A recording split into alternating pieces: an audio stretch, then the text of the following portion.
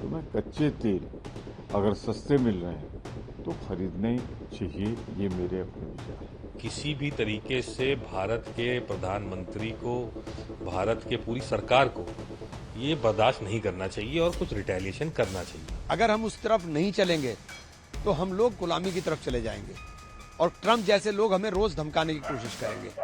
आपकी आवाज को सुनने आ रही है प्रभात खबर इलेक्शन एक्सप्रेस। देखते रहिए Prabhat Khabar election express.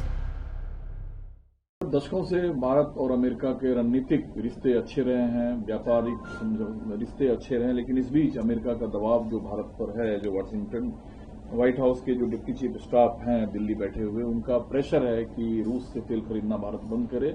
Ukraine युद्ध में भारत के तेल खरीदने की वजह से ऊर्जा मिल रहा है रूस को।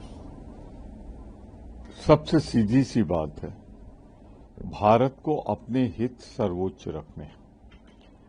अगर कहीं से सस्ता कच्चा तेल उपलब्ध है तो हमें उसे खरीदना चाहिए। सोवियत रूस हमारा एक विश्वस्त सहयोगी रहा है। हम बहुत से इस्लामिक कंट्री से खरीदते हैं, तो उनको किन परिस्थितियों में उनकी विदेश नीति क्या है हमें उससे मतलब नहीं। पर अगर भारत के साथ कोई अच्छा है, भारत के साथ अच्छे संबंध हैं, भारत के हितों की बात करता है जैसे सोवियत रूस, तो मैं कच्चे तेल अगर सस्ते मिल रहे हैं तो खरीदने चाहिए, ये मेरे अपने विचार हैं। देखिए, मैं तो शुरू से बोलता आ रहा हूं कि जिस प्रकार से अमेरिका के राष्ट्रपति जिस तरह से धमकियां दे रहे हैं, तो किसी भी तरीके से भारत के प्रधानमंत्री को, भारत के पूरी सरकार को ये बर्दाश्त नहीं करना चाहिए और कुछ रिटेलिएशन करना चाहिए। अगर नहीं कर रहे हैं तो ये तो कहीं ना कहीं आप जो है सर झुका रहे हैं और ये हमें कहीं बर्दाश्त नहीं है। जिस तरह से उन्होंने टारगेट किया है, इंडिया को टारगेट कर रहे हैं लगातार, और ये भी नहीं कि बातचीत में आपसे करके या सरकार के बीच में बातचीत करके और इसको सुलझा लिया जाए जो भी उनके गिला शिकवे हैं, बल्कि सोशल मीडिया पे पोस्ट करके दुनिया के सामने पब्लिकली वो ऐसे ऐसे बयान दे रहे हैं। तो माननीय प्रधानमंत्री जी को, हमारी सरकार को कम से कम एक बयान तो देना चाहिए कि हम जो है इसका विरोध करते हैं या इसको खंडन करते हैं इस बात का, और बातचीत करेंगे उनसे, उसको सुलझाएंगे मैटर को। लेकिन अब ना कोई बयान, ना कोई बातचीत, ना देश के सामने अपना पक्ष रख रहे हैं, तो ये कहीं ना कहीं जो है दबाव में आ रहे हैं। और ये पूरी तरह से हमारी विदेश नीति है, जो फॉरेन जो हमारे अफेयर्स हैं, वो कहीं ना कहीं फेल हो रहे हैं धीरे धीरे।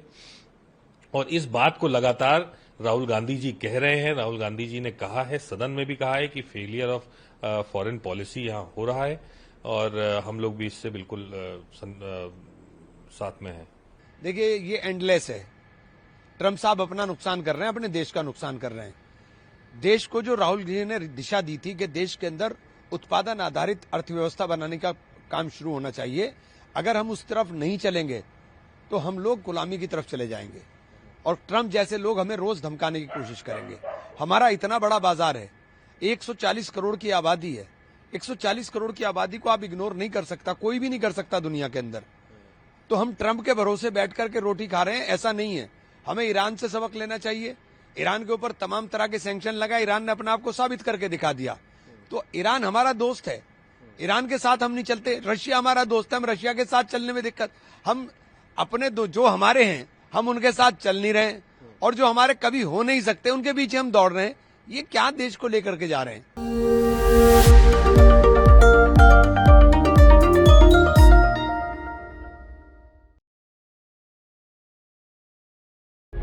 प्रभात खबर .com, विश्वास वही, रफ्तार नहीं।